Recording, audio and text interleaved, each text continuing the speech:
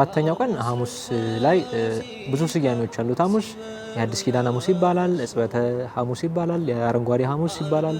ብዙ ስያሜዎች አሉት። ይህም ደግሞ በዋነኝነት ጌታችን አምላካችን መድኃኒታችን ኢየሱስ ክርስቶስ ስርዓተ ቁርባን ወይም ደግሞ ስጋና ደሙን ስርዓት የሰራበት ነው። በኋላ በዕለተ ዓርብ የሚፈሰው ደሙን የሚቆረሰው ስጋውን እሱን እውነተኛ ስጋውና እውነተኛ ደሙ እንደሚሆን የተገለጸበት ተወዳጅ ዕለት ነው። እንዲሁም ደግሞ በትህትና ሆኖ የደቀ መዛሙርቱን እግር ያጠበበት ይክደው የነበረውን ይሁዳን ደግሞ እሱን በፍቅር ዓይን እያየ የለመነበት ማለት ይቻላል።